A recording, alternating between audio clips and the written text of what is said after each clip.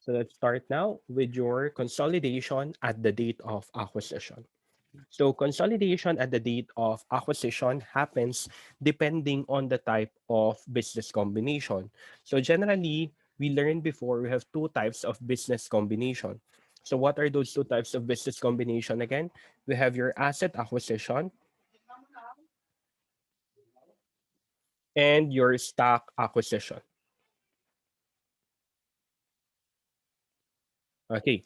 So in your asset acquisition, what happens? We purchase again the net asset of one corporation. So what are the considerations again that we give in case of asset acquisition? We have your consideration transferred, contingent consideration, contingent consideration. So those two items only. So again, in an asset acquisition, we have this two items of consideration. We have your consideration transferred and your contingent consideration. While if that is an stock acquisition, aside from consideration transferred and contingent consideration, we also have your previously held interest and non-controlling interest. Okay, so I hope you still remember the different items inside your consideration to compute for your goodwill. Also, after that, we compute for your total consideration and we compare it to your fair value of net assets to compute for your goodwill or gain on bargain purchase, if you still remember. So that's our previous topic. Now, how do we take into consideration these items in your consolidation? So in your consolidation, we need to look as to the type of acquisition, whether it is asset acquisition or stock acquisition. So for your consolidation at the date of business combination, we start first with your asset acquisition. So asset acquisition at the date of business combination. So remember, how do we compute for your goodwill again?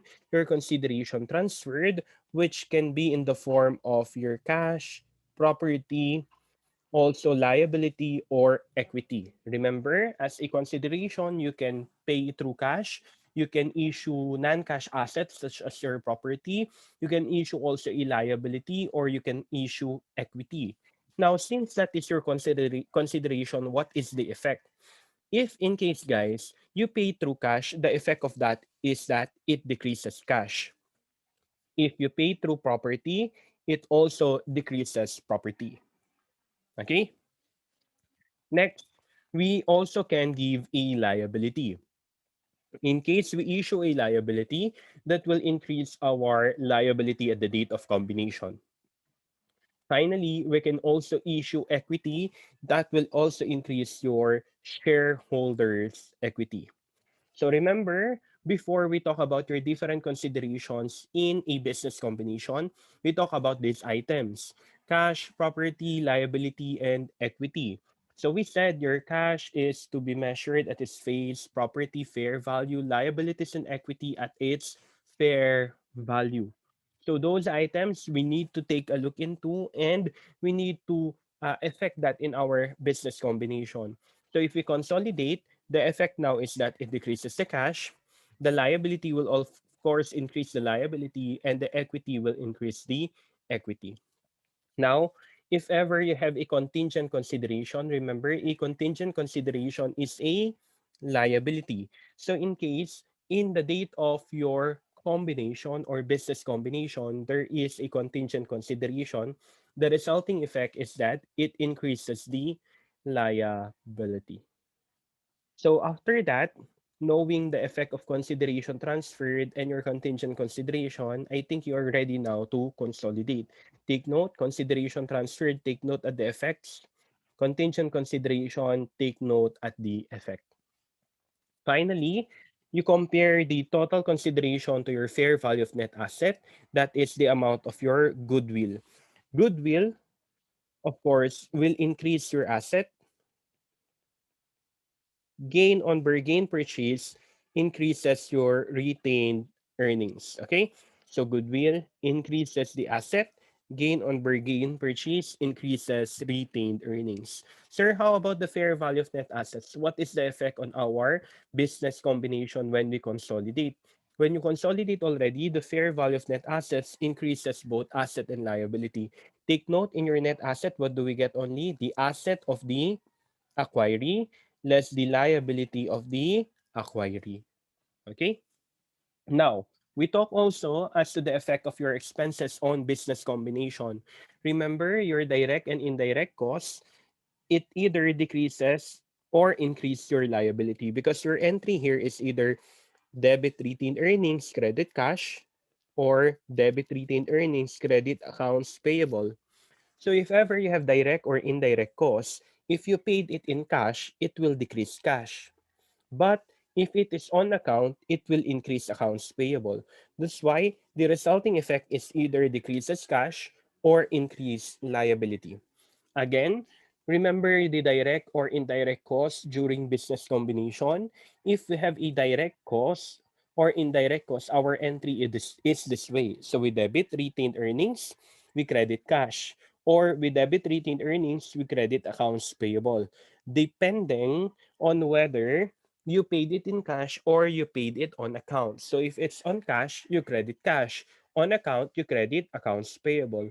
And the resulting debit is a debit to retained earnings. That's why, as you can see in this entry, it decreases your retained earnings. Next, stock issuance cost. So our entry in your stock issuance cost is we debit share premium, we credit cash. Debit share premium, credit cash. That's why it decreases share premium and decreases cash. Okay. So remember, stock issuance cost. If share premium is enough, what did we say? Use the share premium. If share premium is not enough, first to share premium, second to retained earnings. I hope you still remember this one when we discuss your business combination. Okay? So again, for your contingent consideration, it increases your liability. Gain on bargain purchase increases retained earnings. These are the items only that perhaps medyo nalilito pa kayo, okay? So increases liability, increases retained earnings. To record the expenses, direct and indirect costs, decreases cash, increases liability, and decreases retained earnings. It depends on how will you effect or pay the direct or indirect costs. Stock issuance costs, the resulting effect is in decreases share premium and decreases cash. However, if the share premium is not enough, first share premium, then second to retained earnings. So your entry will now become share premium, debit, debit retained earnings, credit. Okay? So if ever share premium is not enough, this is your entry. If share premium is enough, this is your entry. Okay? So just take note of the effect of these items. Let's try to uh, solve a problem. So Francis acquires assets and liabilities of Mark Company on January 1, 2019.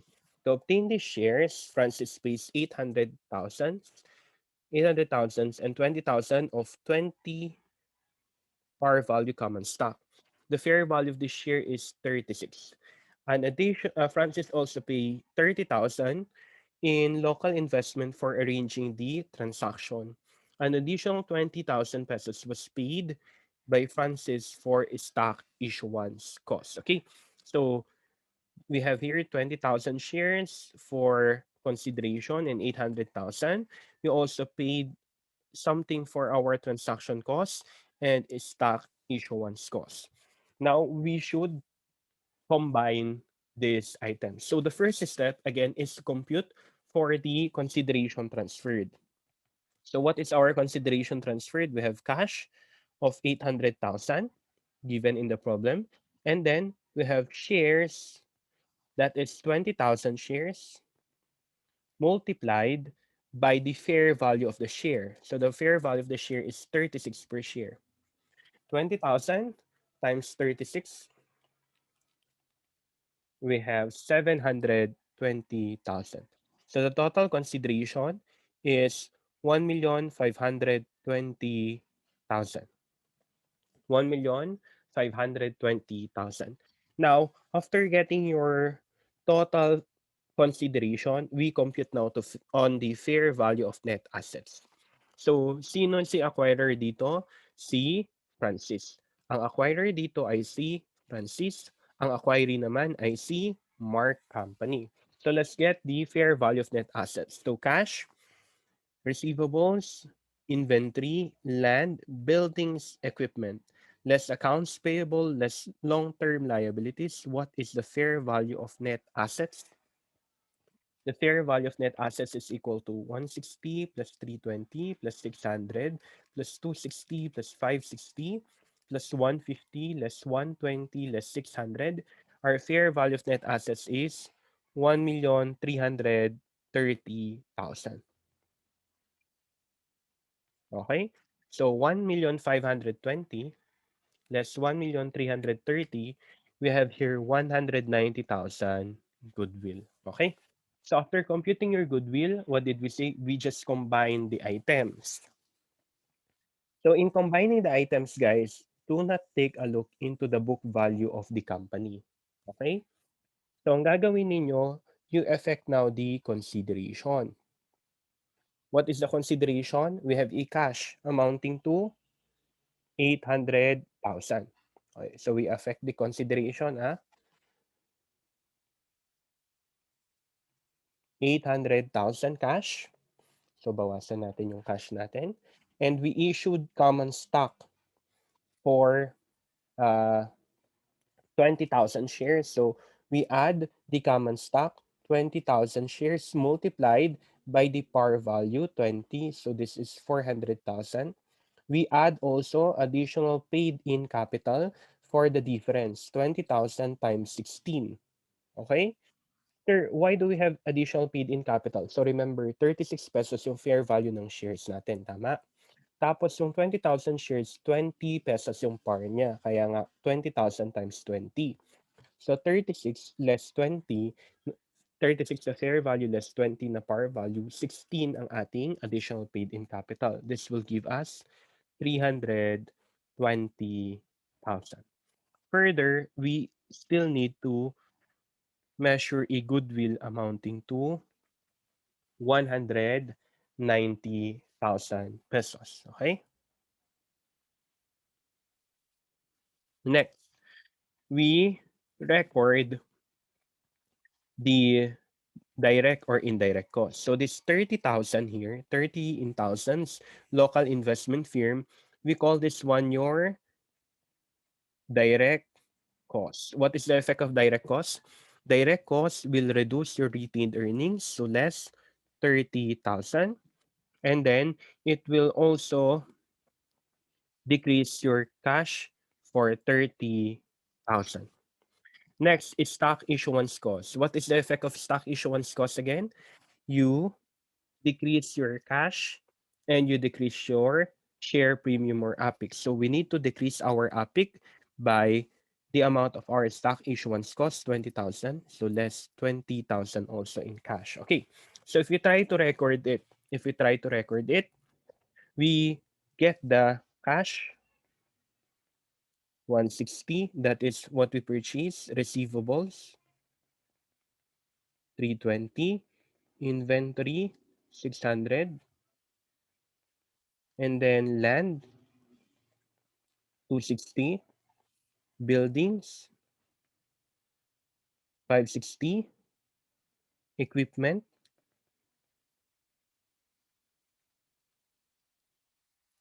150. And then we recognize the goodwill, tama? Goodwill of 190.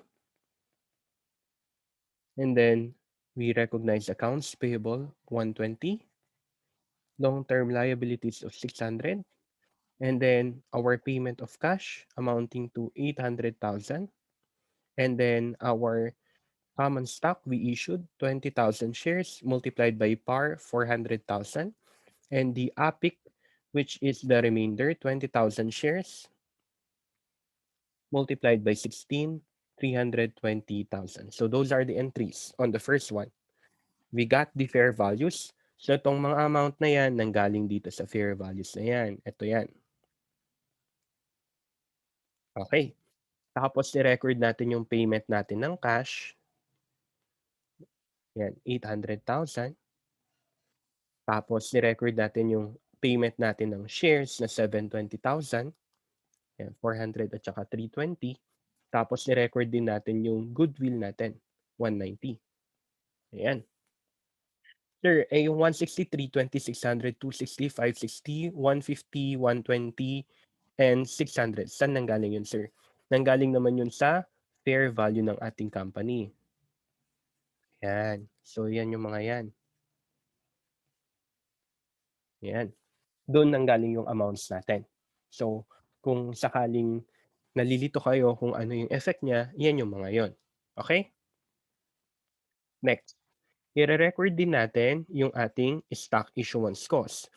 Magkano na yung stock issuance cost natin? Sabi dito sa problem, we have a stock issuance amounting to 20,000.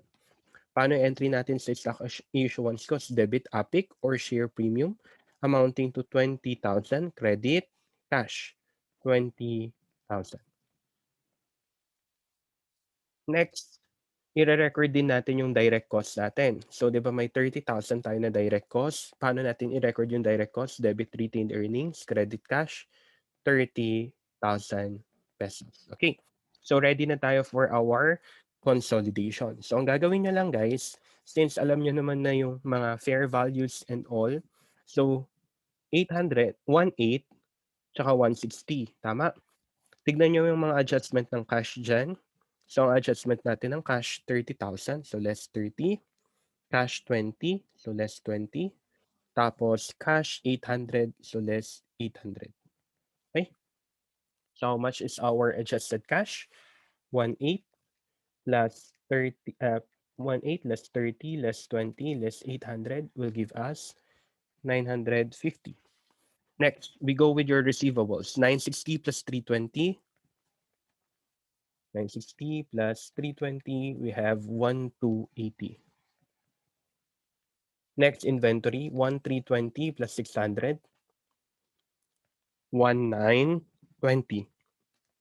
Land, 600 plus 260, we have 860.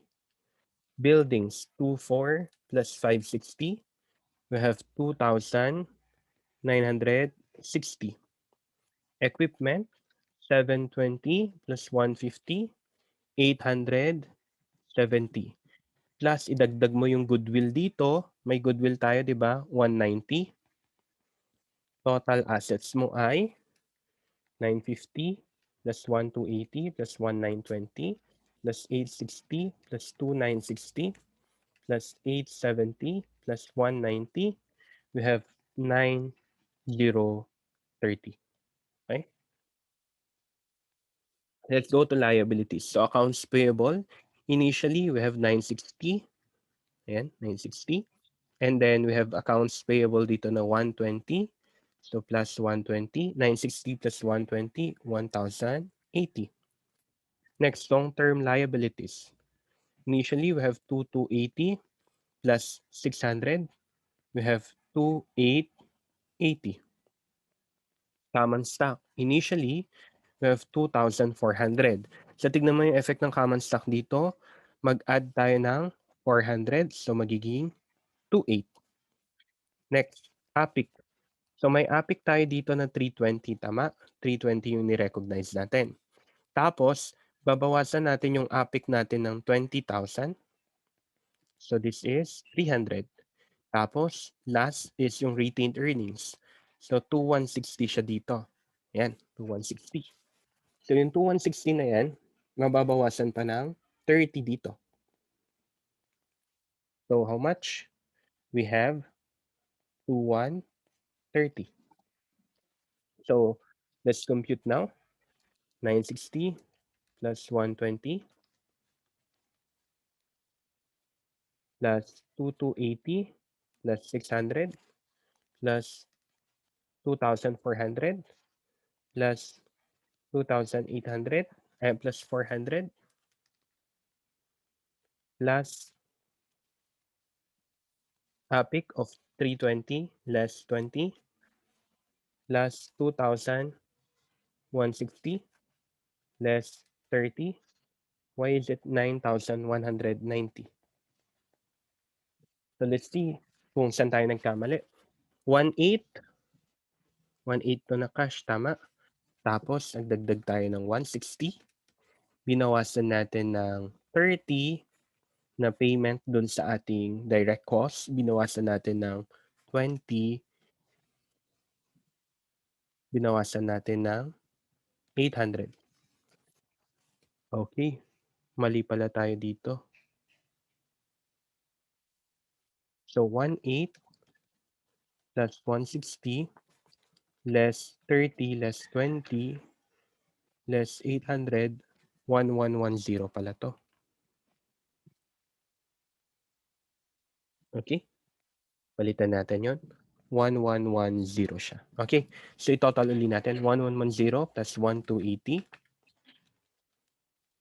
plus 1,920 plus 860 plus 2,960 plus 870 plus 190, we will get 9,190. Ayan. So, equal na siya. 9,190. Okay? So, that's how we will consolidate it. As you can see, what we did is we just combined the items, the book value of receipts, and the fair value of mark, and we deduct all the payments on cash. What are the payments in cash? The 20,000 direct costs. No, the 30,000 direct costs here. Yeah.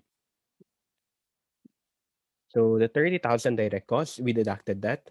The 20,000 stock issuance cost, we deducted that. Also, the payment of cash of 800,000, we deducted that. So 1,800 plus 160 less 30 less 20 less 800, we have 1,110. Next, for your receivables, what we do is we just combine them. Receivables until equipment. Okay, so these items, we just combine them with these items. So 960 plus 320, 1,280, 1,320 plus 600, 1,920. 600 plus 260, 860. Buildings, 24 plus 560, 2,960. Equipment, 720 plus 150, 870. Further, we add goodwill. Why? Because goodwill is an asset. Kaya dinagdag natin dyan. Goodwill asset, 190. Total asset is 9,190 or 9,190,000. Next, we look into your liabilities. As you can see, your liabilities are here. So we have your accounts payable and long-term liabilities. What we did is we just got the value. So we got the value 960 and 120 to get 1,080, 2,280 plus 600 to get 2,880. And for common stock, we got the 2,400 here. At the same time, the payment of the common stock, which is based on par value, 20,000 times 20, 400,000.